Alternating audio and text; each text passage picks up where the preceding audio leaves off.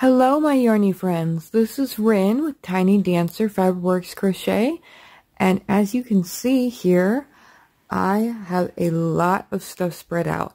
I want to welcome you to the very first episode of the Absolute Beginner series on how to learn to crochet. These are the swatches that I have been working on in order to kind of guide you through this process, and I'm very excited to get to these. But for just a moment, we're going to actually set these aside. So give me one moment. Okay, we are back. And before I wanted to get started diving into everything that's going on, I wanted to let you know what supplies you're going to need in order to crochet. You're going to need some crochet hooks. They come in all different shapes and sizes. Some are metal, some are plastic. This one's really big, this one's really small. There's even some that are steel so that you can do doilies. You're going to need some yarn. This is Karen Cake's yarn. This is the yarn that I did all those swatches in for you. And it's the yarn that we'll be learning with for this entire series. And we'll go over the yarn label here in a bit.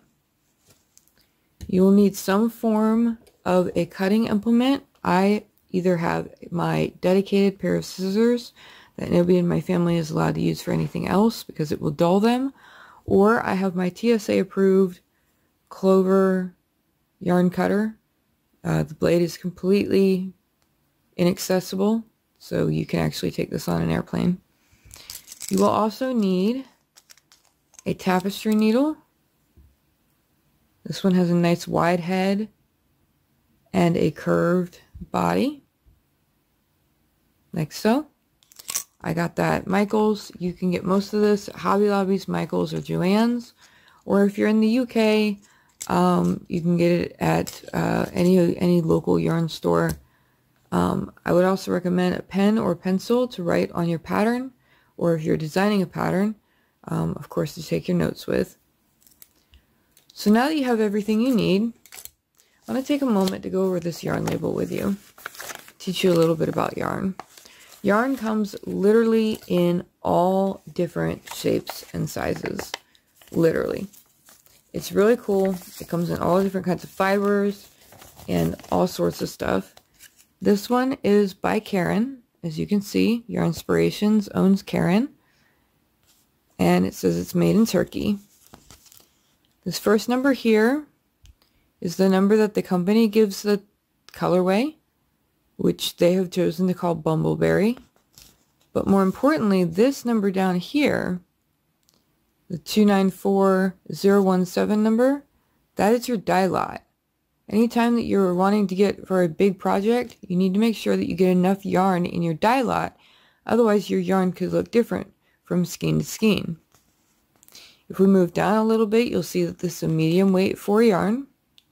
And it comes with swatch instructions for both knitting and crochet.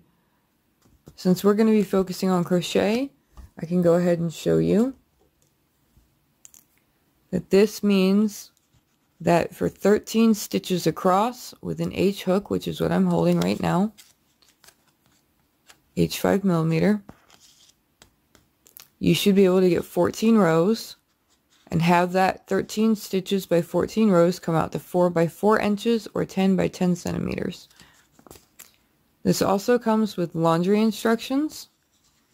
I can include a chart of these symbols in the blog post that I used to announce this video. For your convenience, it gives you laundry instructions in plain English, and it also tells you the composition of the wool. This one is 80% acrylic, which is a type of plastic, and 20% wool. Don't let the plastic part of acrylic scare you. Acrylic does not hurt you. It's washable, it's dryable, it doesn't melt very easily unless you're using it for like a hot pad. Don't use it for a hot pad. But for most everything, it's just about what you need. And then just in case you are measuring by weight, it gives you the ounces and the grams, but most people measure by the distance, the length, so it also gives you the yards and the meters. Now, we can look at any type of yarn. This one is Patton's Lace. I believe I got this one from Joann's. The last one I got from Michael's. It's only from Michael's. There's your dye lot that you're looking for. That's the lot number that the company gave the colorway. I apologize. That's the number the company gave the colorway. Sachet is the name of the color. This one is considered a fine weight 2, and it wants 24 single crochets by 26 rows to get a 4x4 or 10x10 square. Same thing with laundry instructions. Machine wash, lay flat to dry. And here is your meters and your yards. This one didn't give the weight on that side, but it does if you flip it over. This is acrylic, mohair, and wool, and it's 85 grams or 3 ounces.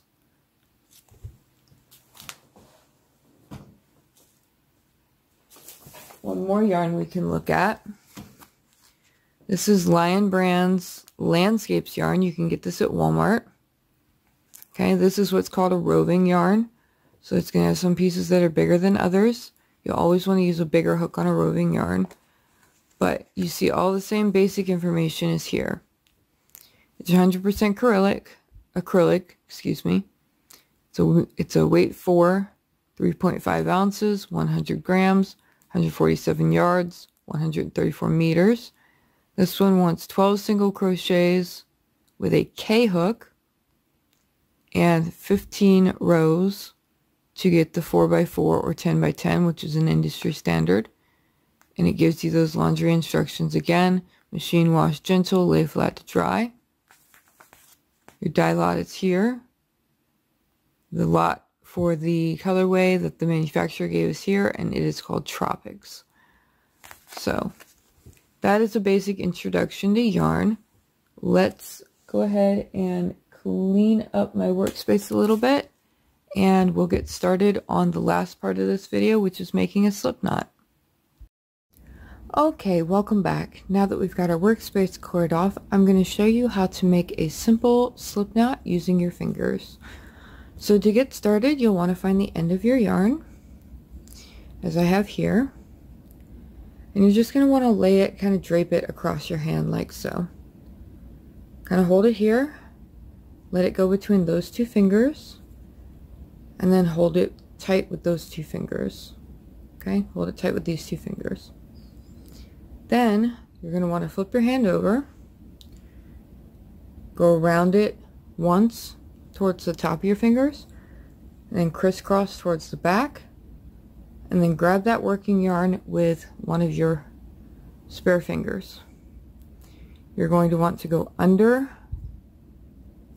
this first loop, grab this second loop, pull the whole thing off your fingers, and you're good to go. I'll do that again in slow motion. So I'm going to just pull this out. We'll start like this, this, that, that, that, then another wrap, grab that yarn underneath the first one, grab the second one, and pull through. Once you have your slip knot, you're ready to grab your crochet hook, insert it in, and you're able to pull that tight to the crochet hook, and you are all set to go. So thank you so much for watching the very first episode of the Complete Beginners Tutorials series. I appreciate your patronage. If you liked what you saw, please go ahead and hit that subscribe button. Ring the bell if you want notifications pushed to your phone. If you don't, that's okay. I understand. I don't particularly like push notifications myself. But please do subscribe And even if you are more advanced than this, I will be getting to more advanced tutorials, so please do not hesitate to subscribe. And in the meantime, I look forward to episode 2 with everybody. So I will be seeing y'all on the flip side. Have a wonderfully yarny day. This has been Rin, signing off.